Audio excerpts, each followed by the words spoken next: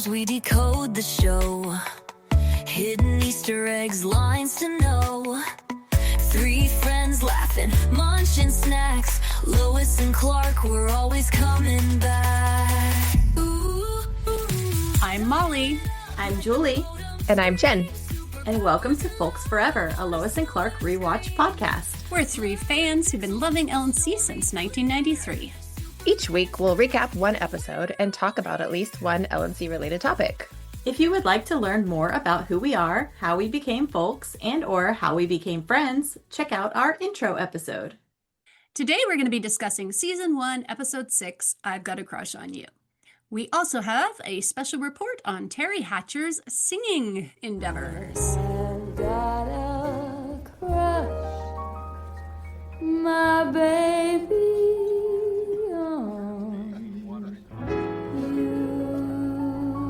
you. So how is everybody this evening? Julie, you look like you might have something to show us. I got a new prop. Ooh. So you might remember a while back, I was going to get the Space Station Luther, the small model from the pilot. Well, I passed and I've regretted it ever since. But something came up that is this, the larger model piece from the Space Station Luther, the actual panel that says Space Station Luther. A little So sign. yay! I have another little sign. It's pretty cool. Yeah, so that's my newest addition. You know what song I've had stuck in my head like half this day? Uh-oh. How you gonna keep 'em down on the farm? Oh no. No. I keep saying it's too hot because it's hot today. And then I start thinking it's too darn hot. Wasn't that song in it? It's too Yeah. darn. Yes. Yep. There's Yeah. so many references to heat in this episode. It's too darn hot. It's too darn hot. It's too darn hot. I've Got a Crush on You first aired on October 24th, 1993. Just to paint you a picture of the time, a few days after this episode came out, the very first Got Milk commercial aired for the first time. It's the one where the guy, played by future LNC guest star Sean Whalen, is trying to answer a question about Aaron Burr to win a radio contest and literally can't get the answer out because he's just taken a bite of a peanut butter sandwich and has also just run out of milk. This was the talk of my school when this commercial came out. All the kids Mm-hmm. would go up to someone and say, Aaron Burr, you know, like, so funny. I still laugh when I think about it. Another significant pop culture event around this time, at least for me personally, Mike Nelson took over for Joel Hodgson, aka Joel Robinson, as the host / beleaguered space traveler and companion to the robots on Mystery Science Theater 3000. I love that show. Before we get into our more detailed discussion of I've Got a Crush on You, we'll be giving our very own summaries in 16 words or less.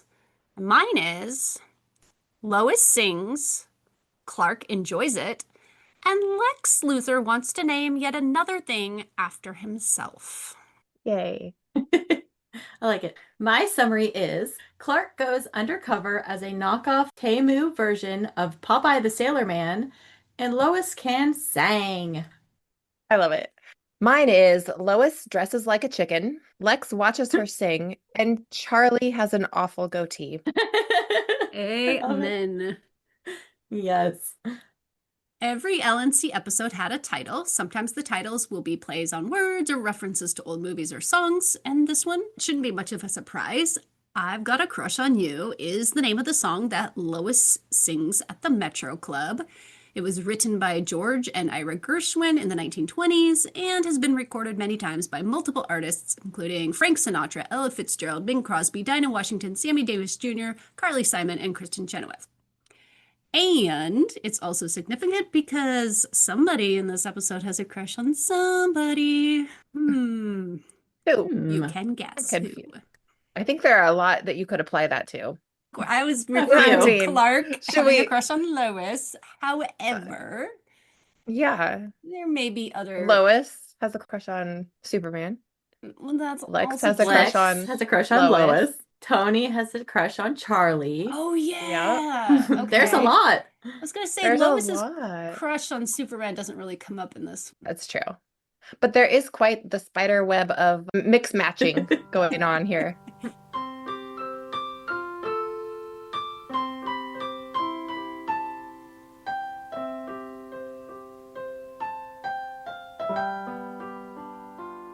Guest stars for this episode include Jessica Tuck, who played Toni Taylor. She is best known for Super 8, True Blood, and Judging Amy.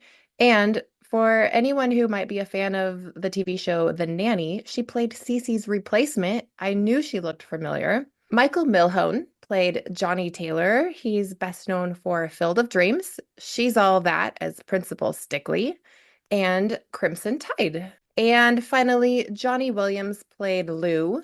He's best known for Green Book, Once Upon a Time in Queens, The Mask, and Goodfellas. I don't know why I always thought the Red Hot Chili Peppers were the toasters in this episode. Why did I think that? Was this a rumor back in the day? Was it a fever dream of something of mine? Because I looked it up and I'm like, the Red Hot Chili Peppers are not in this episode. Yeah. I Interesting. dreamed it or something. I don't know. Hey, I'm remembering something. After I became a fan of the show and started watching it regularly, by then I'd already missed about a dozen first season episodes, but my brother had seen most of them. So one day I remember I was pestering him, asking him what other plot lines of Lois and Clark he remembered. And he was like, well, there was one about toasters. And wait, what? The kitchen appliance? What?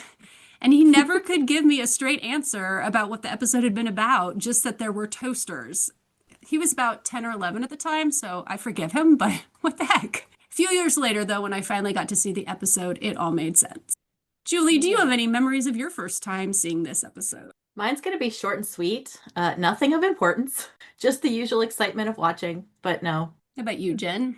Well, I remember at this point, I was super into the show, and I know I was recording all the episodes. I remember feeling like we were finally getting some good waffy scenes and some stuff to cling to regarding Lois and Clark and their feelings. I remember being super weirded out by Clark's goatee. And honestly, I still am. But Yeah. that's beside the point. And I also remember wondering if Teri Hatcher was really singing in this episode. And I thought for the longest time that she was lip syncing. But now I know better. I mean, I think I figured it out probably within a year or two that it was actually her. But I wondered at the time. Well, let's get into the episode. We open on the Metropolis West Riverbank, where a fire truck from LA has graciously arrived to help fight a fire. And it sounds like Metropolis really needs the help because there have been 6 fires in that district in the past 24 hours. Arson is suspected. Meanwhile, a custodian is trapped on the top floor of one of the buildings, and the fire truck's ladders can't reach him. But here comes Superman. He flies in at the most awkward-looking angle, rescues the man, and then brings him out the ground floor door of the building? Okay. And lays him on a waiting stretcher. The TV reporter pulls Superman over and asks him if he has any idea who's starting these fires. Superman says no, I've been too busy fighting them, but I'm sure the authorities are doing everything they can. And then he flies off, presumably to go fight a bigger fire. His hair looked massively different in this episode compared to the earlier ones where it was a little more wavy as Superman, and now we're seeing more gel. I'm glad he's Superman because that looked extremely flammable. Yeah, I was going to say, that's not the greatest thing to have in your hair in a fire.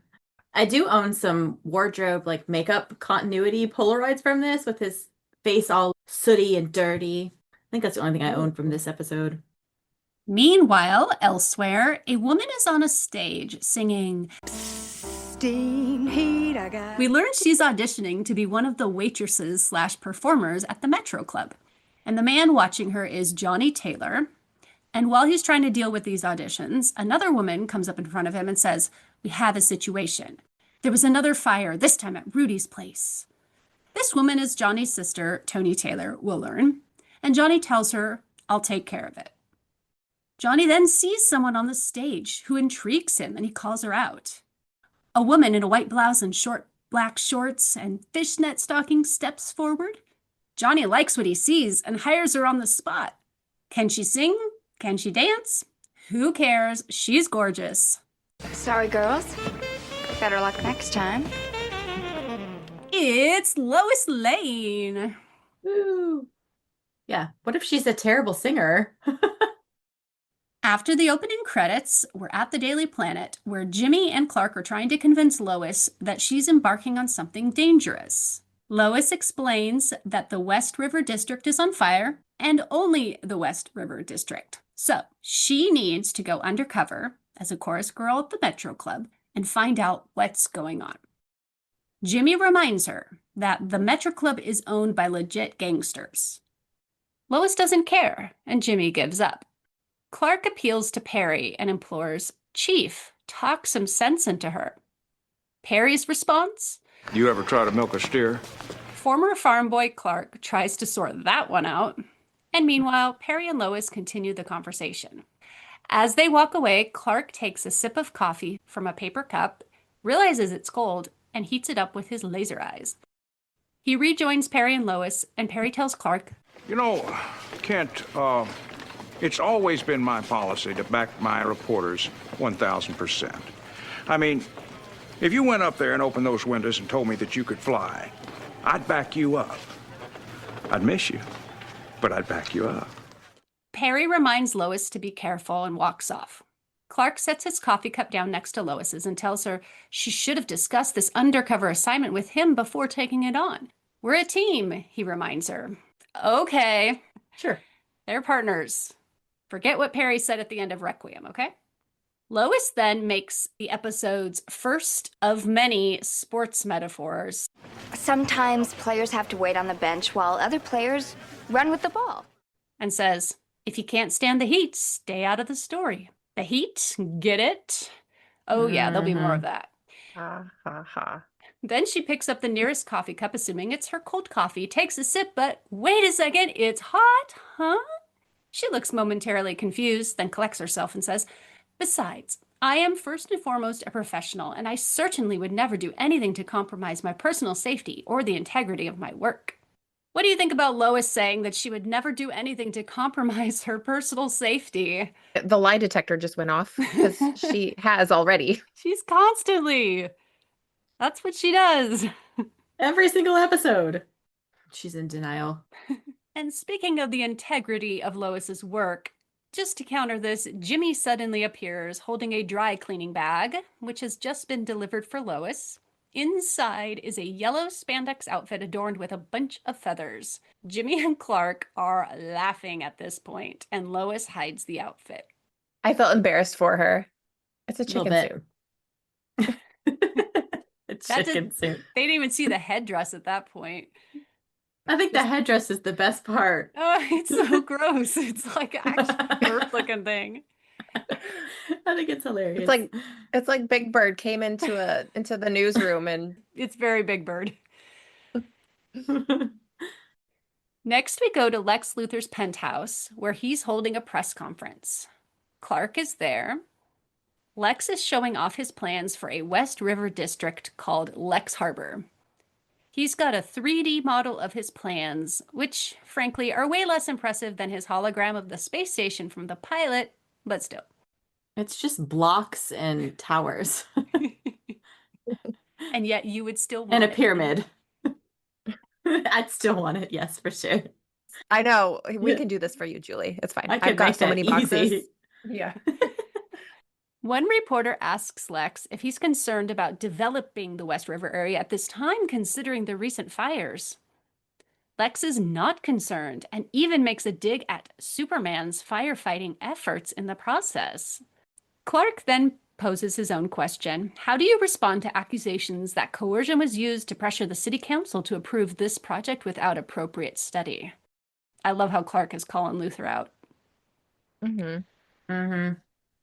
Lex responds with a classic annoying Lex answer of evasiveness. He says, well, I don't respond to accusations, Mr. Kent. I'm more concerned with results.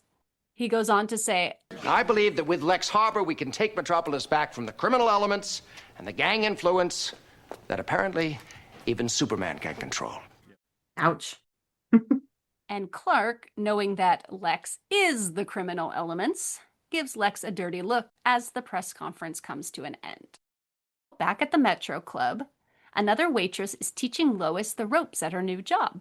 Lois bribes this lady with $20 to let her, Lois, take drink orders from Johnny and the other gangsters during their closed meeting. Her outfit, I was just going to mention, is the black leotard. It's kind of a black mesh sleeves and a bow tie. And I don't think this look is anything that we see nowadays. I don't know what people dress like in these types of clubs, but I don't feel like we see this anymore. Do we? I don't know. I don't go to them, but I don't go to these clubs. Who knows?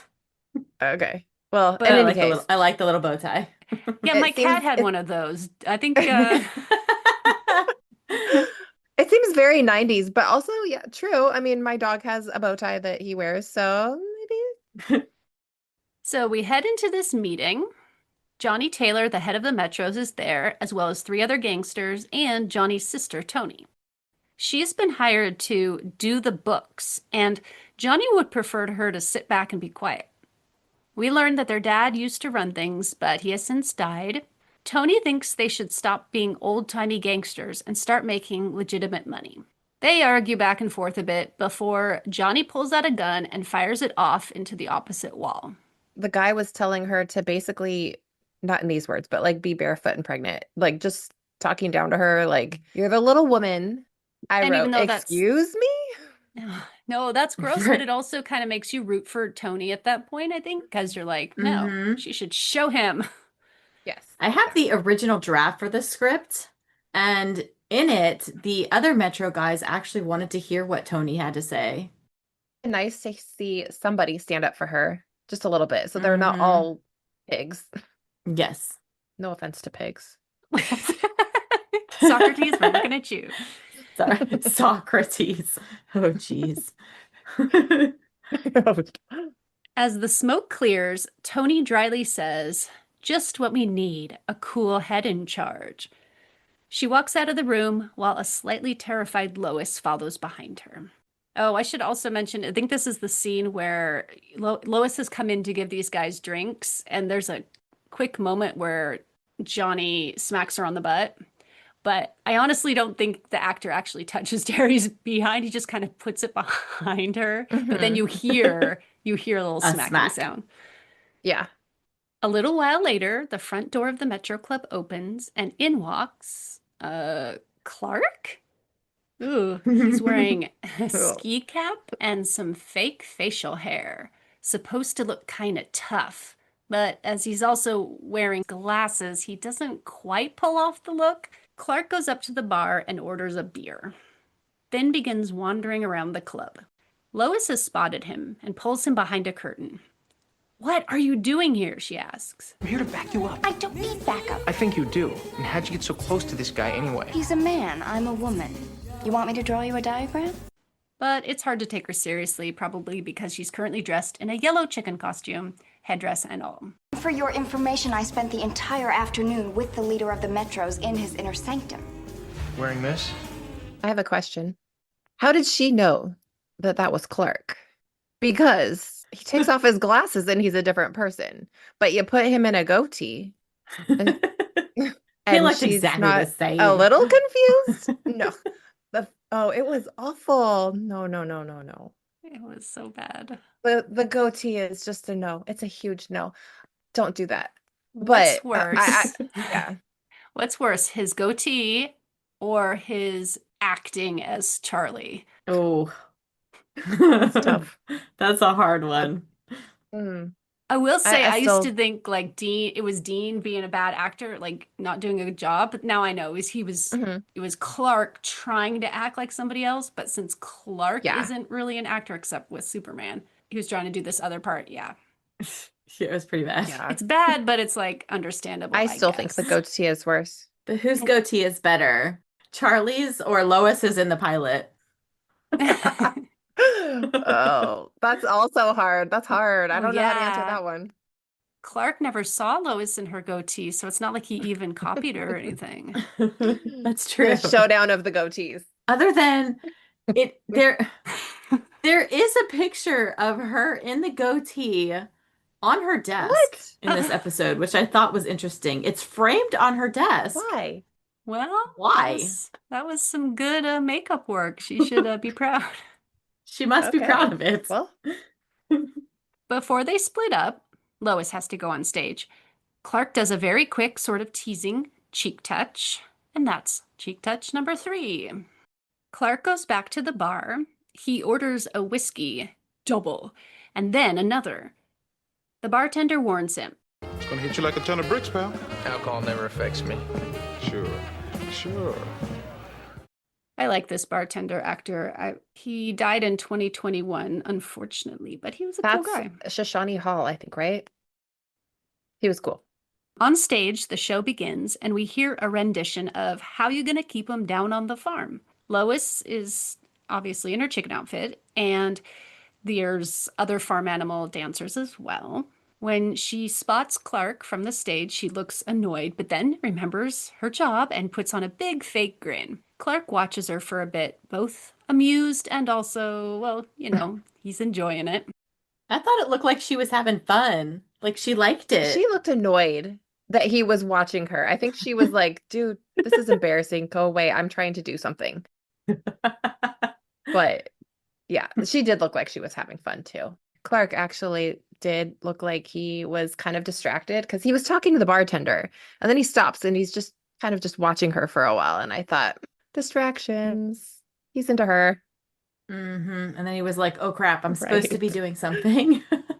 Clark then starts asking the bartender about a job. He acts a little tipsy and aggressive when the bartender says to his job request, I don't think so. Then Clark raises his voice, and Toni Taylor comes over to see what's going on. Toni reaffirms that there are no jobs available, and also, Mister, you need to leave. We have a very strict dress code here at the Metro. Yeah, we've seen your farm animal outfits, lady. Meanwhile, Clark isn't the only one not observing the dress code. Suddenly, in walk 4 dudes wearing tinfoil suits. They've got weapons that shoot fire, and one of them yells, Johnny, you're a dead man. They fire away, but Johnny is saved by Clark, who tackles him to the ground just in time.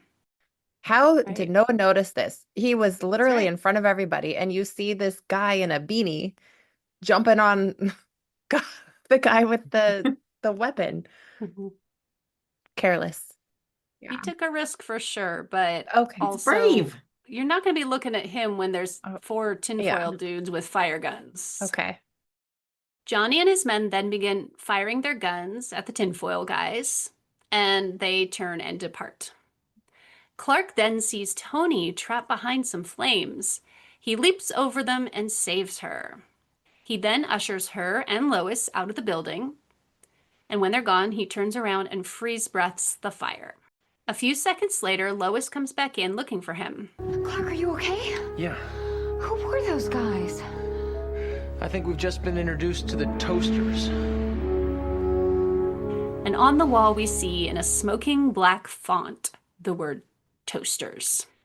And I know there's going to be a later episode where Lois goes back into danger to see if Clark's okay, and they kind of make a bigger deal out of it, but it happened here first, y'all. She cares.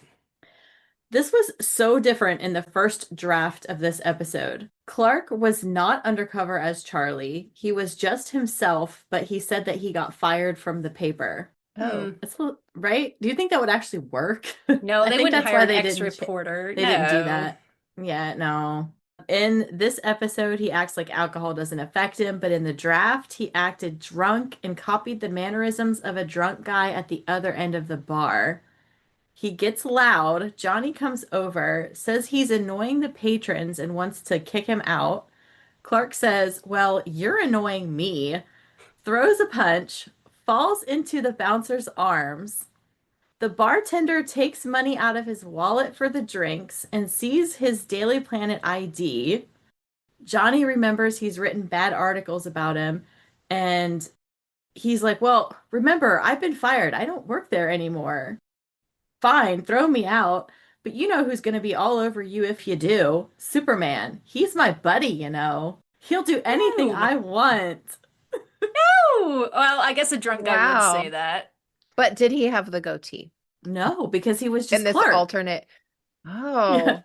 He was just Clark, so no weird goatee. So, yeah, which would you pick? Clark or Charlie? Can we have a third option? Chuck. Remember in Resurrection when he's got the leather jacket and he's got the sunglasses? I like Spike? that one. That one's good. Spike. Spike. Spike. We'll go with Spike. Okay. I'd pick Spike any day for sure. So back to the actual episode. The next day, we see painters trying to cover up the words toasters, which has been burned into the wall.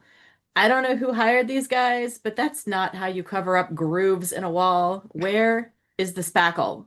Thank you. You can Catch it clearly first. see that is not working. They must have been cheap, because, yeah, Mhm. no. Anyway, Lois sees the Metros enter the back room for another meeting, but sees no one else is being allowed in. So she heads to the supply closet, where there are 3 bullet holes in the wall that she can look through.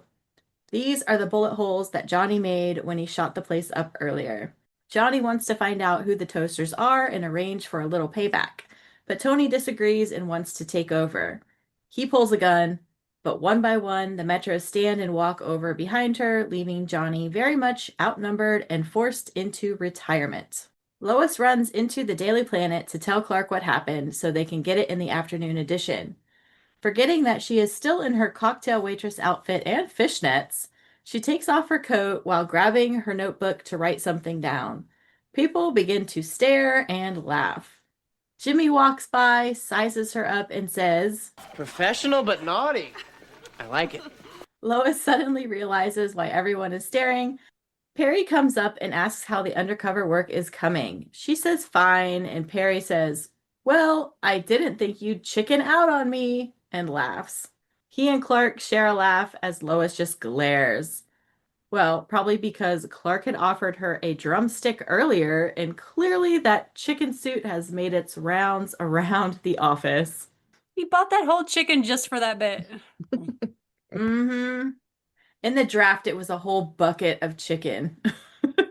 And he gives her the bucket of chicken, and she slams it down. They should have done that. That would have been funny. Okay, we're back at the Metro Club, and Tony is furious and suspects someone on the inside is leaking information because her takeover has been leaked in the paper. Clark is pretending to be Charlie, and she offers him a job as a bartender because he saved her life. Does it bug anyone else the way she says Charlie? Charlie. Charlie. That's bugged me ever since the first time I saw it. The way she says it, and this is nothing against the actress, because you're supposed to kind of not like her, but he says, my name is Charles King. And she goes, oh, Charlie. Yeah, You're what like, if he "No, goes by Chad? What Charles." does she know? Chuck. Yeah. Chuck. Chuck. Chaz. Meanwhile, Lou comes back saying Toots quit and they need a new singer. I wonder why that's important to know. We shall find out. Back in the club later that night, Lois, dressed as a waitress, walks across the room to the bar to get a soda. Clark turns around in a tuxedo and smiles. Lois is shocked, but Tony comes up and interrupts them.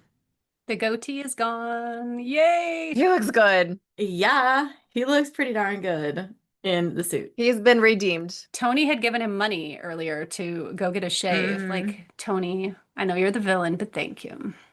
Well, he did say that he only had that one outfit. Like, okay. Sure. Clark says he's just getting to know the help, but Tony says, not too well, I hope. So he pats Lois on the rear and says, beat it, kid. I gotta go to work. Lois gives him the evil eye, but has no choice but to leave. They talk a bit about the toasters being out of control and bad for business. She spots Lex Luthor at the door and walks away. They sit and Clark tries to superhear their conversation, but just as he begins to hear, a loud drum roll nearly pops his eardrums. Yeah, well, Lex walking in is not what Clark wants at that moment. For multiple He turns reasons. around quickly. He's like, oh no, he's gonna see me. He doesn't want Lex to recognize him, and then, of course, Lois is in danger of being recognized too. Speaking of Lois, the Metro Club proudly presents Miss Lola Dane. Clark and Lex look at the singer, and both of their jaws drop as she turns around and begins to sing. How glad a million laddies, from millionaires to caddies, would be to capture me. It's Lois. Sexy, seductive. Clark is stunned, and Lex is mesmerized. Her dress is so pretty. Oh my gosh, the dress is so pretty. I saw that dress in person. You did? No way. Where is it? It is at the Super Museum in Illinois. I gotta go. And it's so sparkly. You need to go.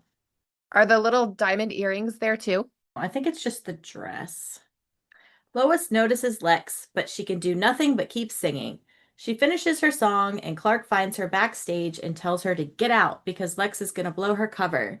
They hide in the supply closet, and Lois says it's fine, he's a friend, but Clark does not trust him. Lois goes to open the door, but before she can, it flies open, revealing Toni standing there.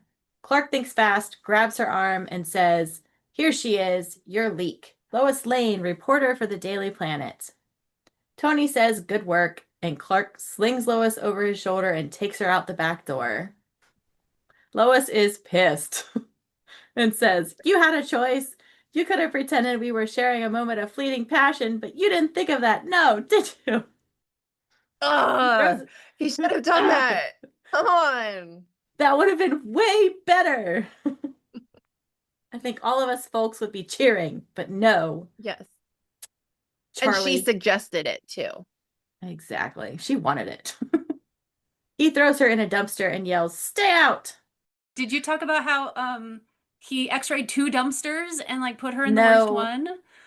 Ugh, No, but I thought that was hilarious. I don't know why he But did that. Why did he choose the dirty, stinky old food one and not the paper one? That was mean. So I understand getting Lois out of there because Lex hasn't seen Clark, but he has seen Lois. But I do not understand him throwing her in the grosser of the dumpsters. That was a little bit mean. A little bit. I wonder if they're his way of flirting with her. Let's just put it that way. Maybe he's like, I'm gonna put her in the stinky stuff because sometimes when you're have a crush on somebody and like you're mean or you like I don't in elementary school like the boys throw the spitballs at the girl and it's like the gross stuff. Maybe he's channeling his inner 4th grader. He is acting like a 4th grader, that's for sure. It wasn't necessary. And then she gets to throw a melon at his head. Yeah. And he catches it. Like her no face, problem, she's like, crazy "Wait, fast." what?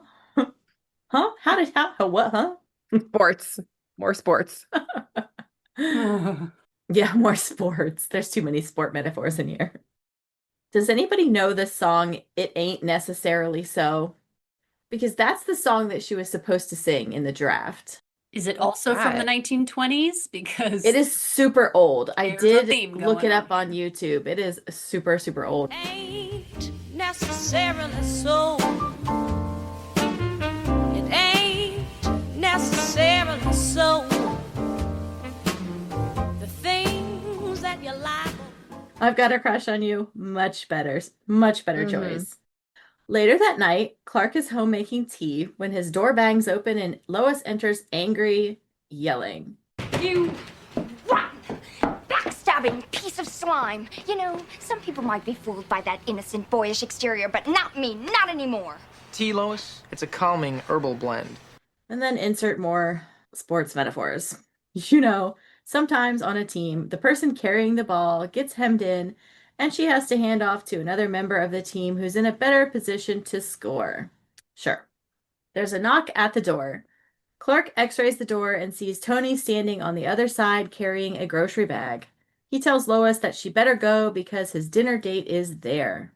Do you think Lois was jealous here? Clark says I think a little. that he thinks so. You think she was? A little. Well, yeah. And she says it later. Yeah. Later. Yeah, I guess she does say it later. And by the end, maybe not at this point when she's at the door and he says that he has a dinner date, but when she hides and she has to make her way out, I think there is and as they're jealousy kissing there. in a minute, yeah, there's Mhm. definitely jealousy there. For sure then, for sure. She doesn't budge, so he pushes her behind a wall and tells her to hide until he creates a diversion so she can sneak out. Did you guys notice that he changes his glasses? I didn't even notice he wasn't even wearing his normal glasses. They're the same glasses. Yeah. Are you kidding me? Yeah. I was like, oh wait, he's got disguise glasses? Didn't even notice at all.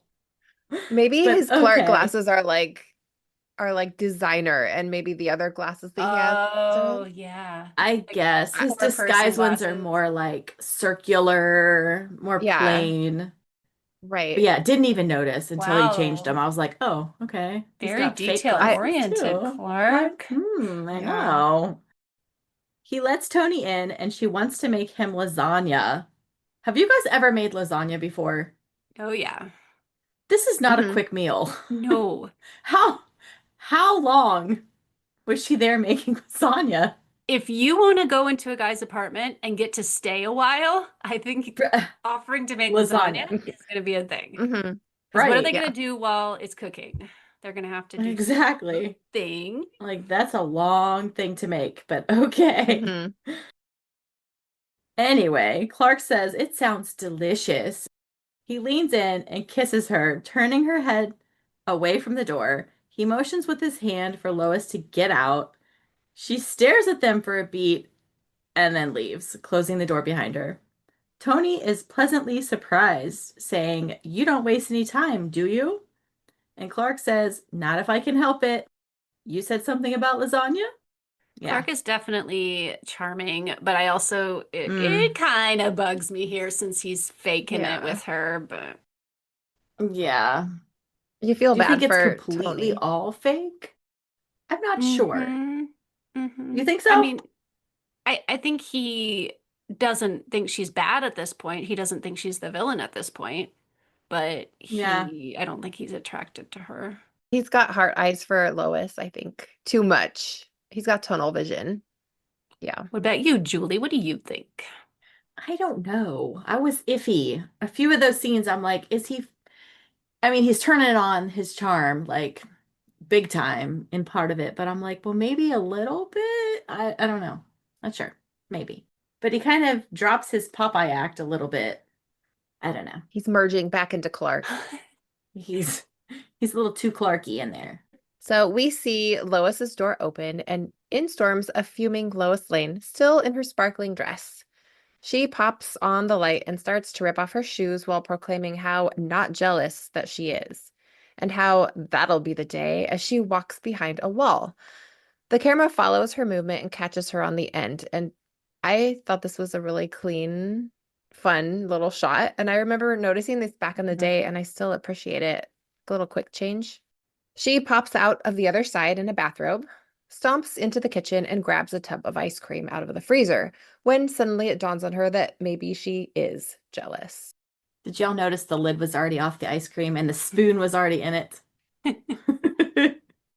This has happened before. Yeah. That top would have a little bit of freezer burn on it. Blech. Gross. Yuck. Gross. Unless she goes after it every night. Yeah, true. That's true. But correct me if I'm wrong, is this the first time on the show that she kind of admits that maybe there's a tiny piece of her that likes Clark Out loud? out loud? I think it might be.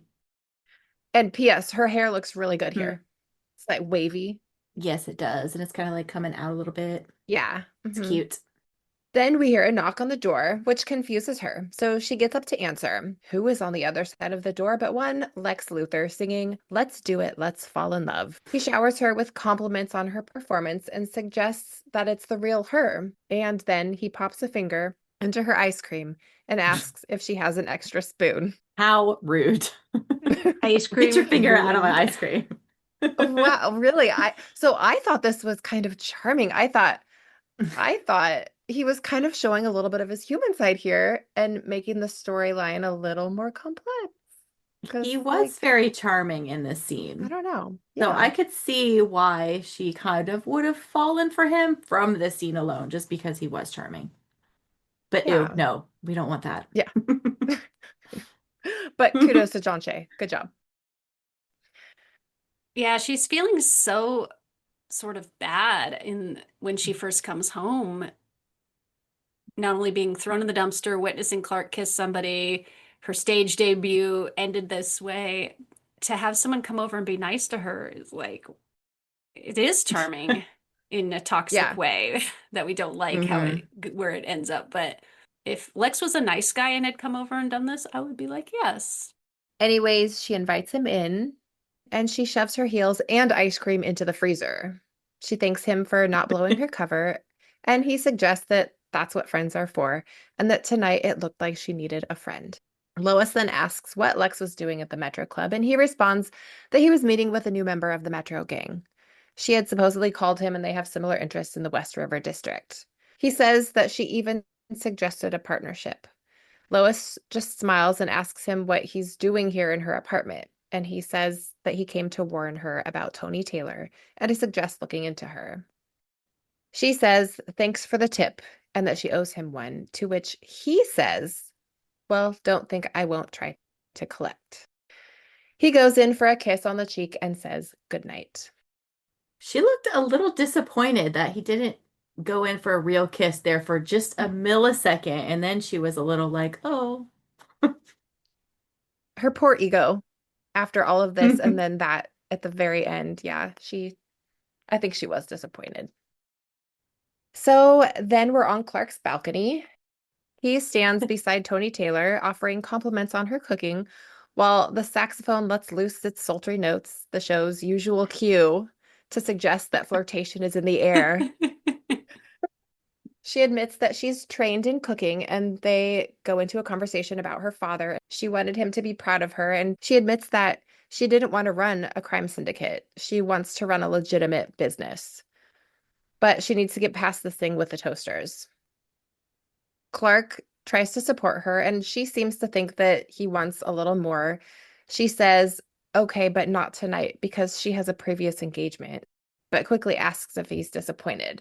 He smiles and says, it just gives me something to look forward to. She kisses him on the cheek, and out she goes. Now, we know how his storyline ends up because we've watched the series before.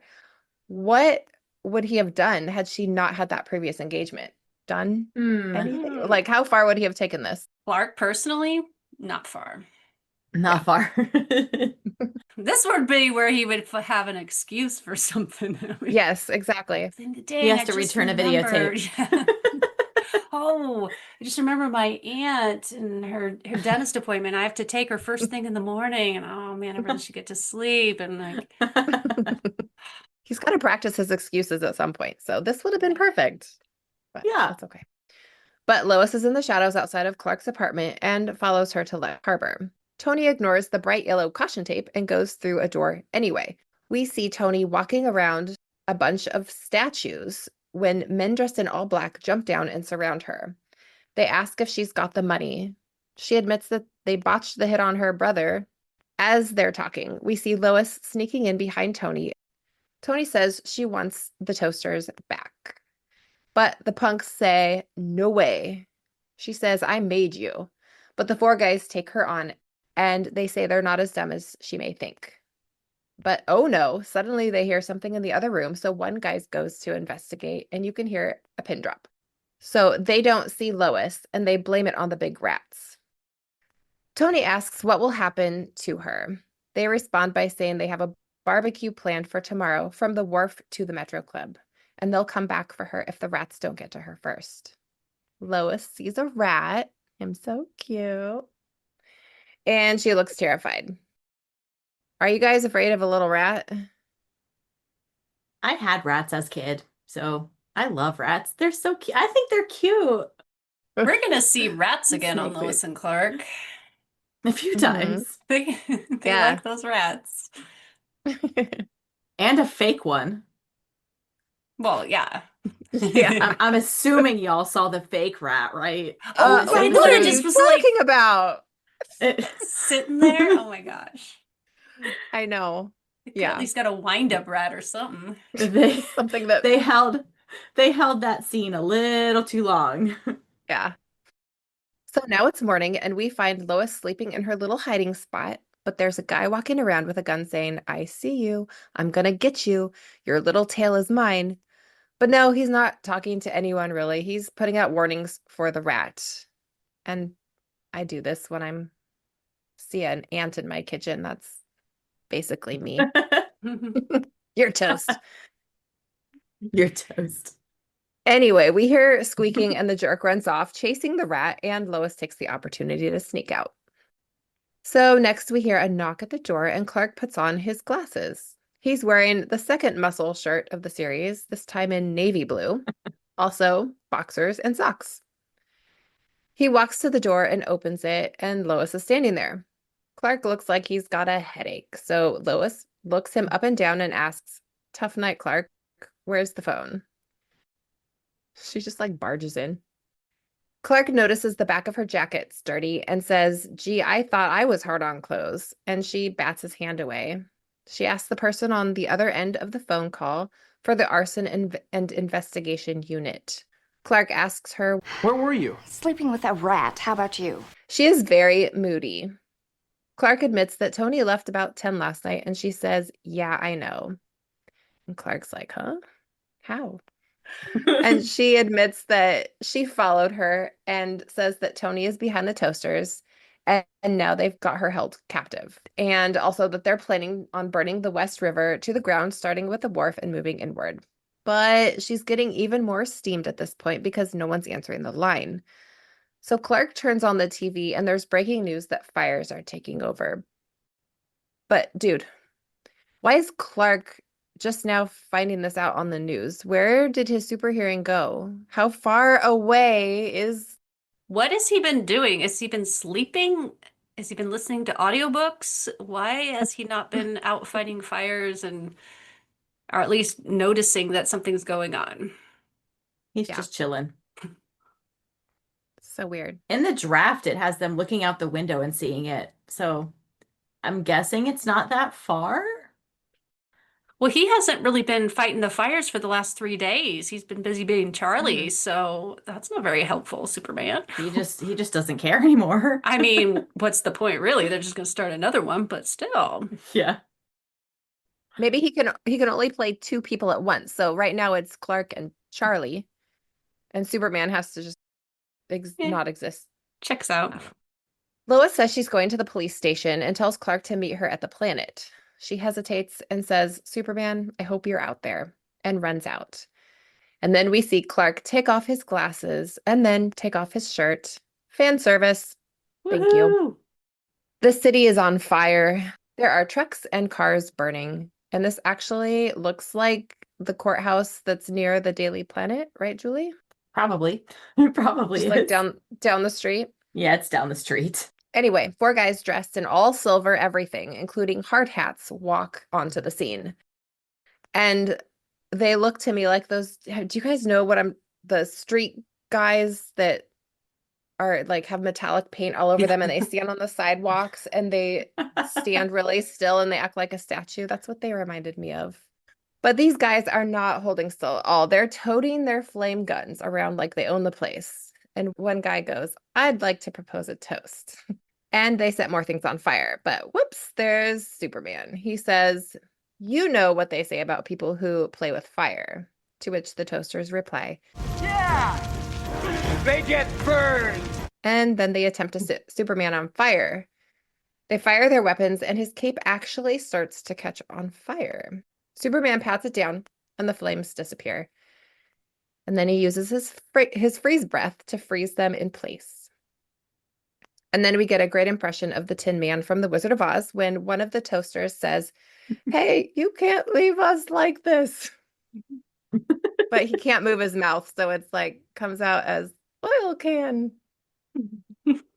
Oil can. Superman just assures them that the police are coming and they'll have a nice toasty cell waiting for them. We hear helicopters and see a man's dress shoe step over a very fake-looking rat and into a room. Toni looks over and says, well, it's about time. And Lex is like, oh, well, how the mighty have fallen.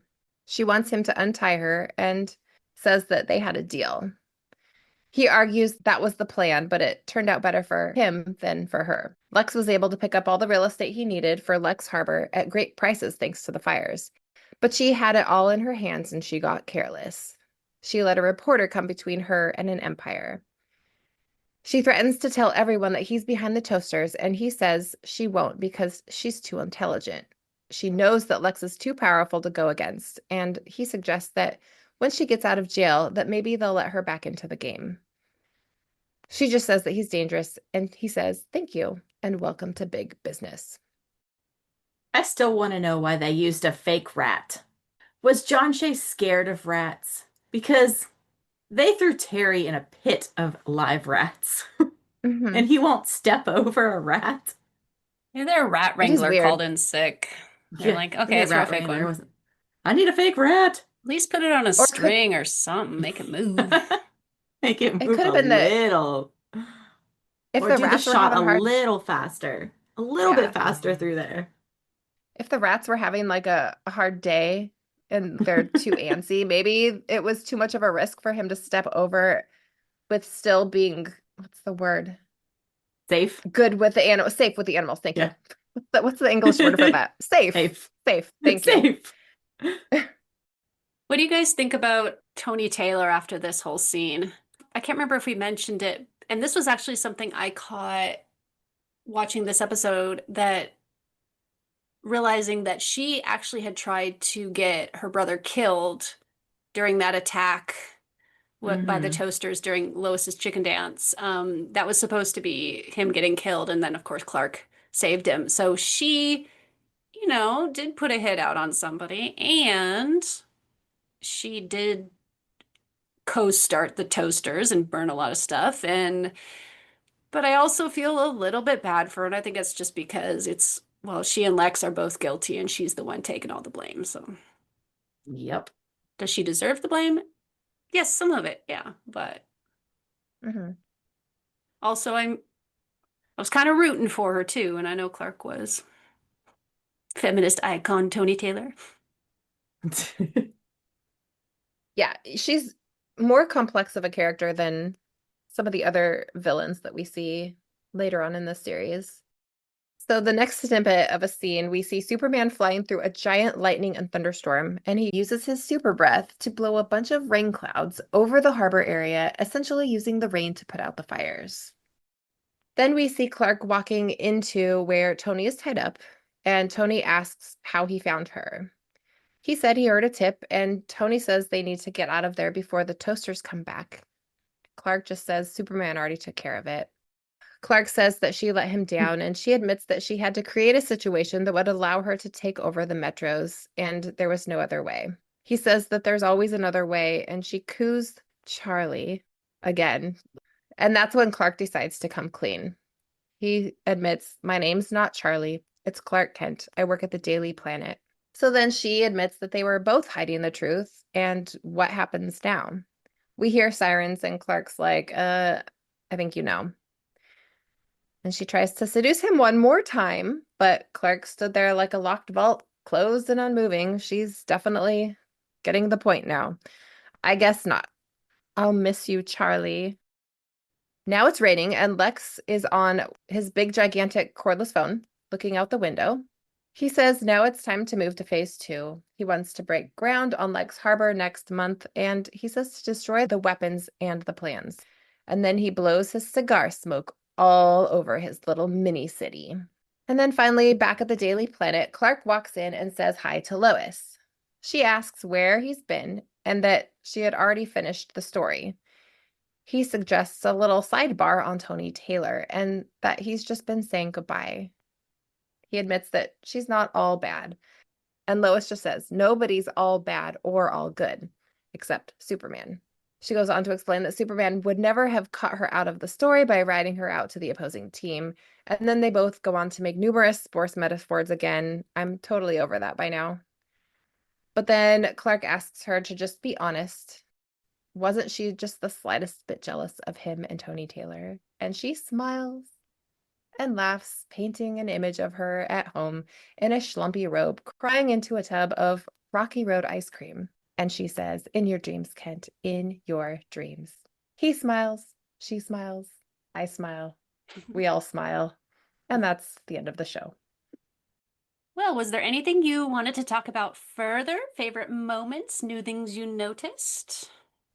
Well, I already mentioned mine was that I noticed Tony Taylor's a killer. No.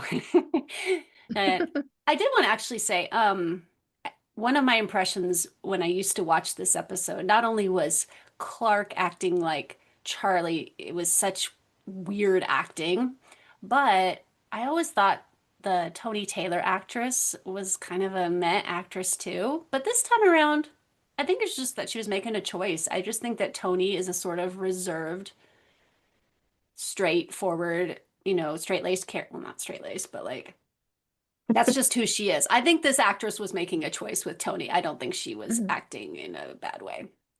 My thought anyway. Right.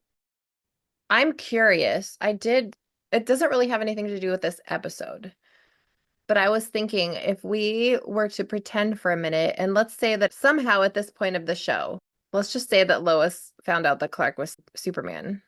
And if you just let that simmer for a second, what do you think her response would be at this point? Do you think she would still love Superman or like be mad at Clark for lying, or would she have kept up her crush? Would she like Clark now? I remember thinking this as a kid and going, next week maybe they'll find out, and what will that do to how Lois perceives Clark? Or I like playing that game too, where you find a point in an episode where Lois probably should have figured it out or seen something, like in this one when he's blowing out the fire at the Metro Club and she runs in 2 seconds later. Like, what if she had run in sooner and this had changed? I like asking that too. I think at this point, Superman's still very mysterious to her, and she's just kind of in love with the idea of him and doesn't even really, well, takes her a while to even know him at all. But so I think she would have been mad for like a day and then been like, Clark? I don't think she'd be more open to it at that point for some reason. Maybe because they had not, I mean, they're friends, but they're not as good friends as they become later. So that's true. It's not like he's lying. He's not like he's lying yet. I mean, he's lying, but he's not. He hasn't Cheese of the told her month. any huge things that are untrue. Yeah, I think if she had found out this early, she might have. But also, I think maybe she might have fallen for him in a way that wasn't long lasting or surface level. Yeah, just like, wow, you have superpowers. Also, I don't know you that well, but you're Superman. Okay, let's do this. But then it wouldn't have been the same.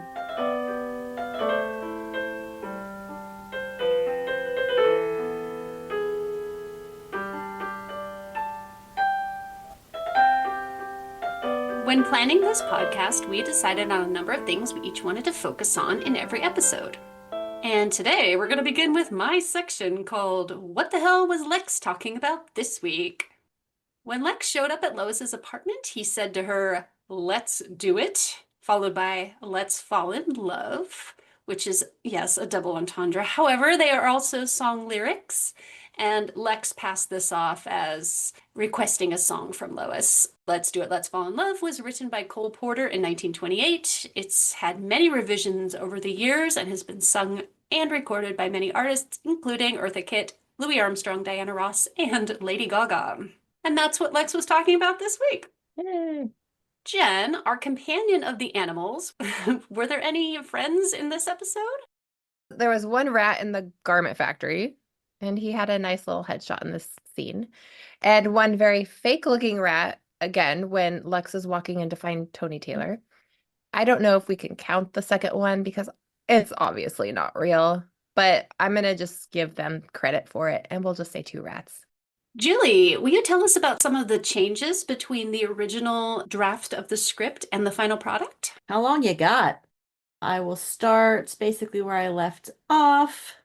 So after she sings, Lex actually wants to see her after the performance, and Lois sits down with him and tells him that they're undercover. He compliments her singing and hopes to have a private performance one day. Yeah, no, we don't want that. Back at Clark's place, Clark wants to help Tony, but she doesn't want him to know anything. Lois comes storming in, and Clark kisses her, then says, I told you, I'm just not interested. Then he tells Tony, I'm going to take care of this outside, and drags her away into the hallway where Lois proceeds to slap him. Okay. Yes. Whoa. Because he kissed her. Okay. I mean, okay. Well, because Okay. she ran into his apartment. How was he supposed to explain that she was there? Other than I she's see, at the stalking him, apartment. basically. Yeah. Mm-hmm. Okay. My wheels are turning. This is Slap is a when fair response. Yeah, I guess. Sure. That's weird. But hey, we get a kiss. they shouldn't have cut it. I don't care the context. They shouldn't have cut it. They could Bring have it done in. that with Charlie too, technically, I guess. There's a scene back at the planet where Perry says, You and Kent got yourselves another headline. All the risks, all the danger, it was all worth it. And Jimmy's response is, It was worth it all just to see Lois in that little cocktail waitress number. And Lois throws a pencil at him. Okay. Oh, this part was really weird in the draft, and I didn't fully follow it, which is why I think they probably changed it. When Tony and Clark are at his apartment, he says that he can give her Superman and that he's got a secret identity. It's really weird. Like, he wants to use Superman and blackmail him, saying he's got a secret identity, and tells her who it is, this some random Donald Ross guy. And she's like, Great, I can get Superman on my side and use him. And Superman is on her side now. And then Superman comes to see her, and she's like, Clark is out of control. I'm going to blackmail you. I know who you are if you don't help me. And to prove your loyalty, I want you to kill Clark. So ends up with Clark and Lois in a cab. Clark creates a diversion by heat visioning the engine, and it starts to smoke. He tells Lois to get out of the cab to help because if he helps, it's sexist. He then leaves at super speed and comes back as Superman, runs around the taxi, and creates a strong wind. The cab gets lifted into the sky, and Lois screams, Wait, Clark is in there. We go back What show is this? back at the planet. Lois believes that Clark is dead and is crying, trying to write the story of what she has just witnessed. Kat and Perry are trying to console her and telling her to go home. But she's like, Oh, I need to do this for Clark. Perry says, Come to my house. Gladys will cook you a hot meal. Gladys? Maybe that's his cook. Okay. We don't have to jump to conclusions here. I'm like, Okay, Housekeeper. Gladys. Wow. Jimmy starts packing up Clark's desk, and Lois gets really angry, gets up and starts putting everything back. And Jimmy's like, Lois, Clark is dead, and the whole city saw Superman do it. And she basically runs out crying. I feel like I'm listening to bits and pieces of episodes that we're going to see in the future, though. Yeah, a little bit. So she goes to try and find Superman. So she's back at the Metro Club, and Tony is all happy that everyone is scared of Superman now. So that means that they're going to be scared of her too, and she can basically rule the world because they're unstoppable. Tony walks out. So Lois comes in and says, like, she just needed to see it for herself. Ever since you showed up, I've worshipped you. You made me believe in things. You made us all believe that we were safe and that there was hope in the world. What a bunch of saps we were. And me, queen of the saps. Clark Kent was a really great guy. He was my partner and he was my friend. And now I'll never get to tell him how much he meant to me. But I could tell you that you're weak and you're selfish. And if I could hurt you the way that you've hurt me, I'd do it in a second. Okay. Wow. Oh, Yeah. I'm into this now. Wait, what? It's very interesting at this point, right? Yeah. Superman knows Tony is about to come back and tells her that she needs to leave. And she's like, I don't care. I told you I don't care. It's my fault that Clark ever met her in the first place, and now he's dead. He told me it was dangerous, but I didn't listen. He was worried about me, and I never once thought about him. So let her find me. I deserve it. That also tracks with later Lois actions. Okay, keep going. Yes.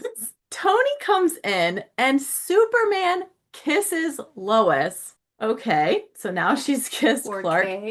and Oh Superman. my gosh. Tony goes, well, this is getting to be a bad habit, isn't it, Miss Dane? Lois breaks away, reeling and confused. At first, because it feels vaguely familiar. And then she gets angry and slaps him. Didn't she just do this? One Clark Kent is worth 1,000 of you, Superman, and no cheap costume can hide what you're really made of. And she storms out. Whoa. I don't think Yeah. Lois gets this mad at Superman until like I'm thinking season 2. And it's not even this mad because he didn't kill him. She didn't kill her best friend. So wow.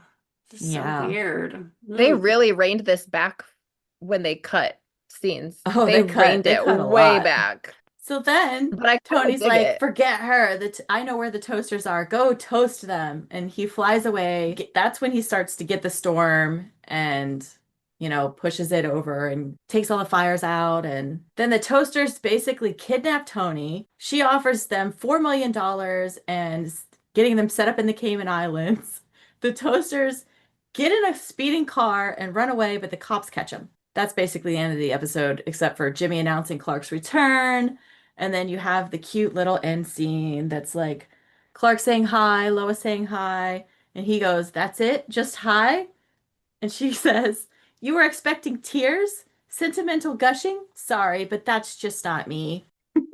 So he comes back for no reason, and then Lois just is fine with Superman now? It's like, it's fine. Wow. But then there's a little part where she's mad and she's like, you go behind my back with Superman, no less. Crack the Toasters gang, send Tony to prison, smash the Metro Syndicate, and get the scoop of the century without as much as a thought, a tiny inclination to let me in on things. Lois then says, do you realize what you made me do? I slapped Superman. He kissed me, my dream of dreams. And what did I do? I assaulted him.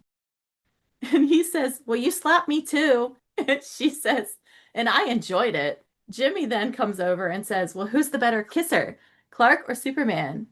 Do you really think there's even a comparison? Kissing Superman was like a hot fudge sundae, a grand slam at Wrigley Field, winning the lottery. Kissing Clark was like gutting a fish. End episode. Again with the sports metaphors, mixing in the ice cream metaphors. I can't. Right? I kind of want to see that version. Was that I weird? kind of want to see it too, honestly. It's pretty weird, but it's funny. It definitely paints more of a Lois and Clark picture It than feels like a Christopher Reeve movie plotline. Just it's kind of hijinks, Superman and Clark, and I thought y'all would like the taxi cab getting swept up into the air. that's crazy. I was like, what? And is Clark's in there. happening? I Wait! Clark's in there!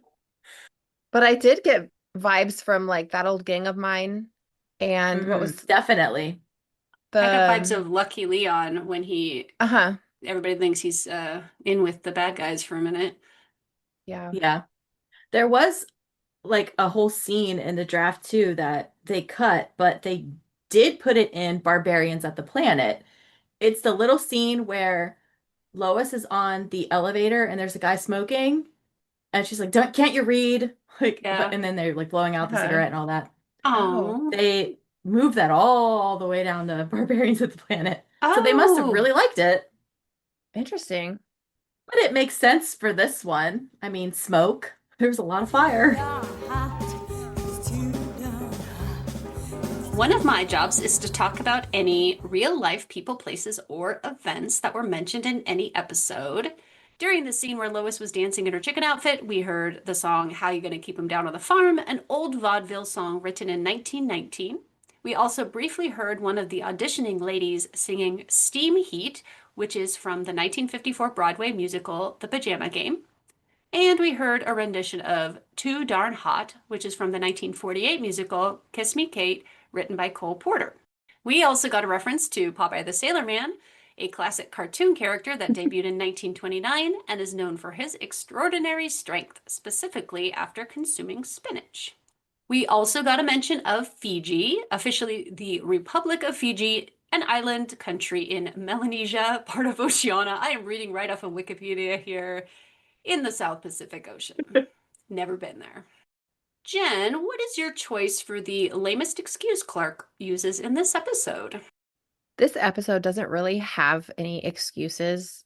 I couldn't come up with anything. I mean, he jumps on the guys at the club, but no one even questions him, so he doesn't need to give an excuse. So he didn't have one. No lying this time.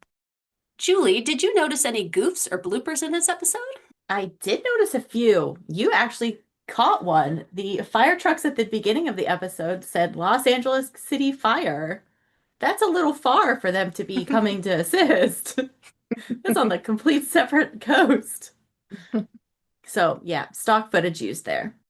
When Lois rushes into the Daily Planet to tell Clark that Tony is now the boss, Clark is finishing up the story, but the story on his monitor is about the biggest car theft rings in the city's history. Nothing about the Metro's West River or fires.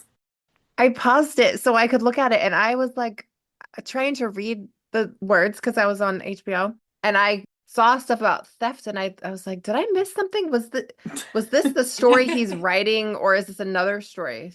So maybe it's another story, but he said he was just putting the finishing touches, so I don't think so. That happens a lot. I like to pause the screen just out of curiosity. And then obviously the fake rat, which we all noticed. And then just a timeline thing that I thought, like, how do you cook lasagna that fast? How late was she at the house? He said she was there till 10. So what time did she show up? Like 8? Yeah, that doesn't make sense. Unless And that they were working before that? That's awfully early to leave as a bartender. I don't know. It was a weird timeline there. Who knows? That's about it. All right, it's time for our acronym of the week. Our acronym of the week this week is MATH, or math. Do you remember what math stood for?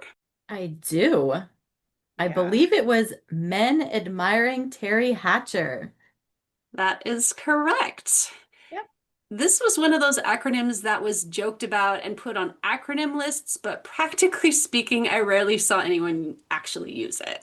But there's plenty to admire about Teri Hatcher in this episode. So, alongside MATH, math, I would like to propose also using PATH, path, people admiring Teri Hatcher. So it's all inclusive. Yes. yeah.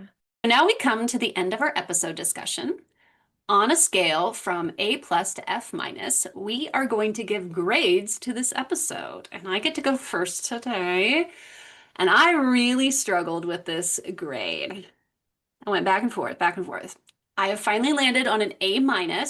I think as a whole, this is a very comprehensively good just episode of a show of any type. I mean, it's got humor, it's got romance, it's got cute moments, it's got drama, kind of villains are good.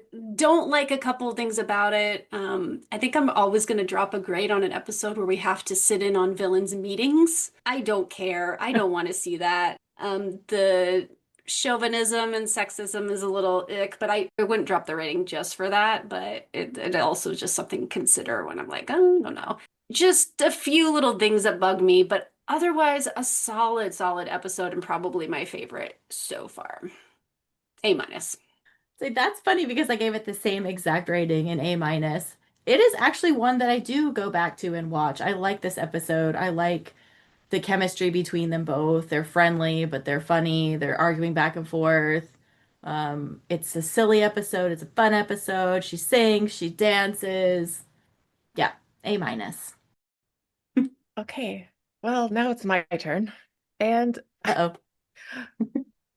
okay, I'm gonna go with a B-. I actually started with a C+ because there were a lot of scenes with old men talking, kind of like what Molly was talking about, and yawn. And then not to mention the goatee was scarring, and the way Tony said Charlie, and then the sports metaphors. Just don't get me started. But then I had to take into account Teri singing and all of the fun costumes and the fan service, aka Dean taking off his muscle tee. And then Lois crying into her rocky road and all the Mhm. little jealousy bits. I liked that. The Lois and Clark dynamics were fun. The Toasters as villains were kind of weird to me. I Yeah. still don't understand why Superman's cape caught fire when later on it's like his whole suit has that aura of protection. But overall, it was good. And if I were someone who could just watch these in any order, this probably would not be one that would be a top choice for me. But there wasn't anything wrong with it except for the goatee and the boring old men. But it was good. So I guess the B minus. I feel bad because I'm usually the one that's like, oh, it's great. I'm like seeing the bright side of things, and here I am, I'm the outlier, but it's fine. B minus. I'm just laughing at your old men because they're probably younger than we are now, but Oh gosh. Yeah, true. It's true. yeah, Sad the but true. meetings. Oh my gosh. 2 meetings and a press conference is pushing it a little. Mhm. No, that's cool, Jen. I'm glad that for once your rating is lower than mine. I was I know, feeling I feel like a real bad. downer. No. Do not go away because we have a special feature from Miss Julie here all about Teri Hatcher. Did you know she can sing? You're my big and brave and handsome Romeo. How I won you I shall never, never know. Yes, as we know from watching this episode, we have learned that Teri Hatcher can sing.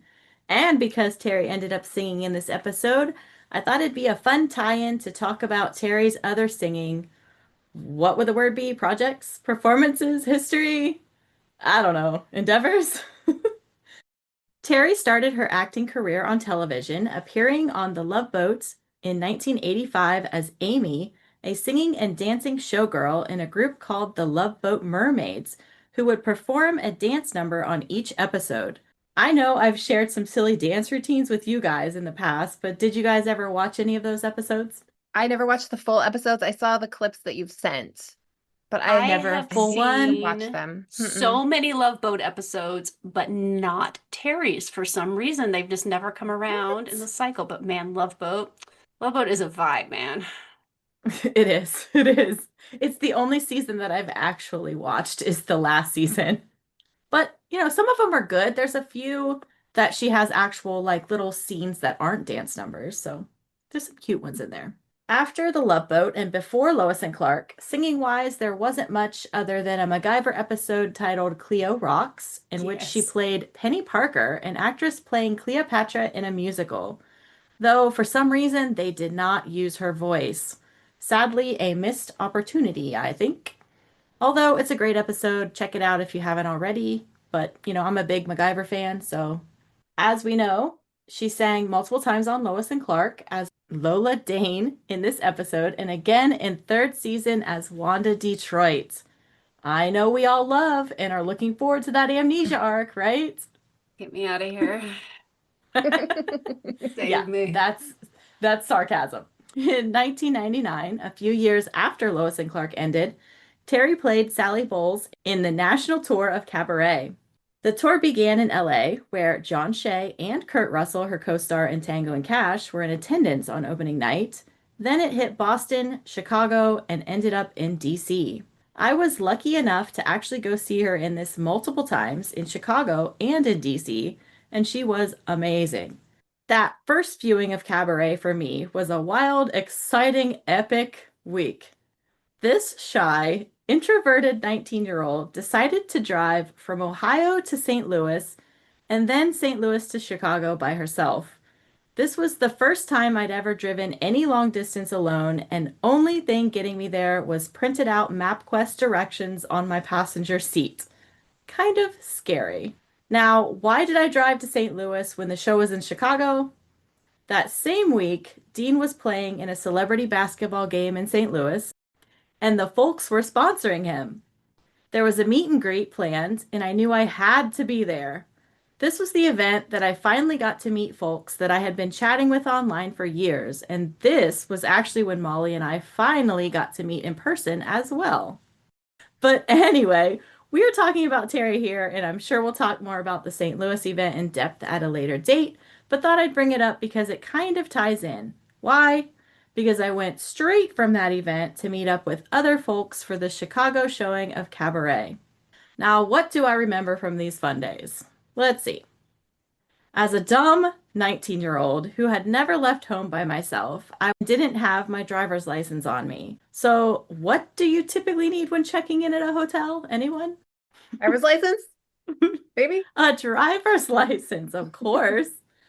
That poor girl at the counter probably thought I was a complete idiot. I couldn't even answer a simple question like, "Who are you staying with?" because I had no clue who I was roomed with at that point. It finally came down to them taking pity on me and saying, "Okay, so I see a block of rooms that were booked together. Can you maybe identify something that would be inside the room? And we can send somebody up to verify?" The only thing I could think was there was going to be something Cabaret, Lois and Clark, Superman. They sent someone up. They came back and were like, "Yep, there's a dresser covered in photos of Dean Cain." Which I do have a photo of. It is pretty funny. They finally gave me a key. Yes. But it didn't matter at that point because I saw two women come off the elevator and one was carrying a tote bag that said Ralph's Pagoda on it. I had no clue who they were yet, but knew they were my people. I mean, I ended up rooming with two other folks. Hi, Donna and Susanna, if you're listening. Hanging out in everyone's rooms. Showed off my photos from St. Louis that I had gotten developed in a 1-hour photo lab. We quickly toured the city a bit, had dinner, and then saw the evening show. We took photos in front of the theater, in front of Cabaret posters which were hanging in storefront windows, and I even had someone take a random photo of me posing with Teri's Jeep. I might share some photos on our social. However, my camera was not the greatest at all at night shots, and they're quite dark. Critic reviews were mixed for the show, but I personally thought she was amazing. Teri came out after the show to talk and sign autographs. She was so sweet to everyone, and I was hoping that she would sign my Lois and Clark crew jacket that I had just gotten Dean to sign. But she was afraid of messing it up since she didn't have a table to set it on. It was really sweet of her to want to sign it well and not do it while standing. So it was sent back to her dressing room so she could sign it later. And the plan was to come back the next day to pick it back up. I was not planning on staying another day, but of course, heck yes, I did. I actually ended up having to sleep on someone else's hotel room floor. I headed back over to the theater that next afternoon and found out that Teri was sick and wasn't going to be in until the following day. She apologized and said if I couldn't stick around another day, which I really couldn't because I had to work, then she'd gladly mail it back to me.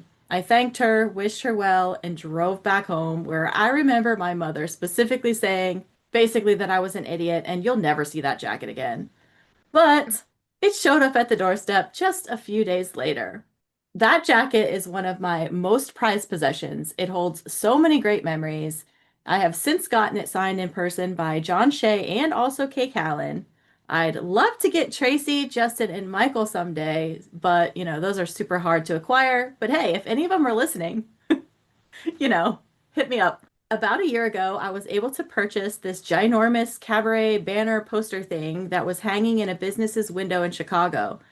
What's cool is that I have a picture of me and a group of folks in front of one exactly like it from back then. So that's a pretty fun memory to see on my wall every day in my Lois and Clark room, which I can stare at right now. I had so much fun seeing the show and meeting folks that I decided to do it again when the show ended up in DC.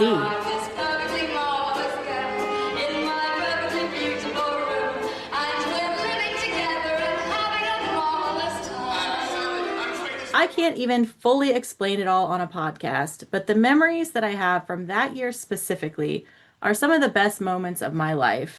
Seeing it with friends, one of which has now sadly passed, painting our nails green for the show, touring DC, giving Teri and Emerson a gift basket, having her bump our seats up to the front table directly at the stage, having photos from that night actually pop up online and even in a magazine, which we then scrambled to find. But it is something that I will never, ever, ever forget. And when I saw Teri a few years ago, she actually recalled that specific day as well and said how memorable it was. that we made Emerson so happy then, so that makes me still feel really good. She really is just the best. That's all I can really say about it. After Cabaret in 2005, she did get to sing a little karaoke on Desperate Housewives with a rendition of New York, New York, which was quite frankly hilarious. Keep playing. Our longing to stray. There's word, no right, and get around the heart of it. New York, New York. I wanna just tell you that the affair was one thing. I mean, I forgave you because on some small level I thought that you were in love with her, and now I find out. So if you haven't seen it, you can check that out, season 1, episode 11, titled Move On. The following year, in 2006, a charity album called Unexpected Dreams, Songs from the Stars was released with various celebrities singing lullabies. The proceeds went to Music Matters, the LA Philharmonic's music education program. Some of the actors on the CD included Scarlett Johansson, Jennifer Garner, Jeremy Irons, John Stamos, which you guys love, and of course, Teri Hatcher, who performed the Beatles song Good Night. That same year, Band from TV, a charity cover band, was formed. This united TV stars to play gigs for charity in which they would donate their performances and recordings. This group was formed by Heroes star Greg Grunberg. A few other members of the band included James Denton, Teri's boyfriend/husband on Desperate Housewives at the time, Jesse Spencer, Scott Grimes, Hugh Laurie, Bonnie Somerville, and many others. They made their debut at the 58th Primetime Emmy Award TV Guide After Party and played high-paying charity concerts and performed for studio albums. They actually contributed a song, You Can't Always Get What You Want, to the House MD original television soundtrack, as well as releasing their own album, Hoggin' All the Covers, recorded in July 2007. They also appeared on the 2008 Idol Gives Back charity fundraiser, where Teri sang Carrie Underwood's Before He Cheats. I haven't seen anything from them in many, many years, but who knows, maybe they'll pop up again. One can only hope, because I would totally go to that concert. In April of 2022, Teri did Masked Singer France, where she was a ladybug and sang Feeling Good by Nina Simone. Breeze drifting on by, you know how I feel. She was a celebrity guest, not really competing, but it was pretty cool. If you want to look that up, it's season 3, episode 2.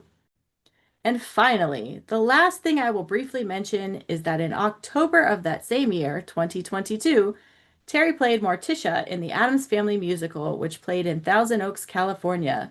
We all got to go to this together, went to Disneyland, toured Warner Brothers Studios the same week. I won't go into detail unless y'all want to, because I'm sure we'll talk about this at a later date. I feel lucky, yeah. We want to thank everyone for joining us today. And please be sure to subscribe to this podcast on the platform of your choosing. You can also leave a review if you're feeling generous. And if you're planning to watch the show alongside us, our next episode will be season 1, episode 7, Smart Kids. Smart Kids. Smart Kids. So check it out. I know we're all looking forward to it. Yay! Love it! It's a great one. Wait, Molly, I think Molly is looking forward to it a little bit. If I don't have the highest rating, I will be shocked. Just saying. So check that out, and we'll see you next time. Wait a minute. How do I find you? You can find us on Instagram or Blue Sky as Folks Forever. That's FOLCSFOREVER. Or you can visit our website at folksforeverpod.wixsite.com/podcast. And until next time, please enjoy this incredible little ditty. Club lights bright, I'm undercover.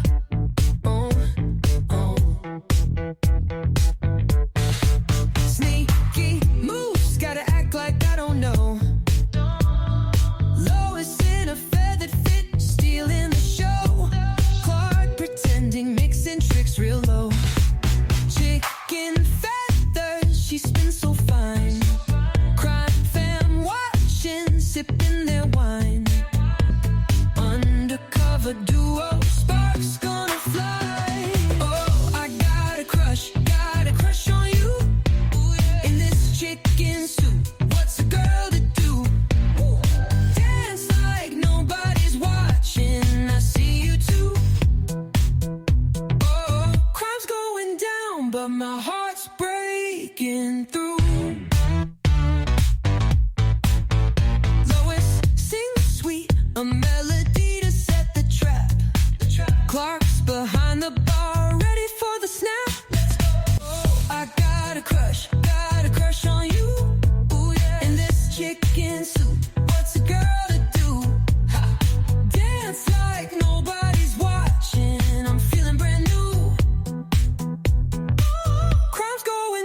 down, but my heart's breaking.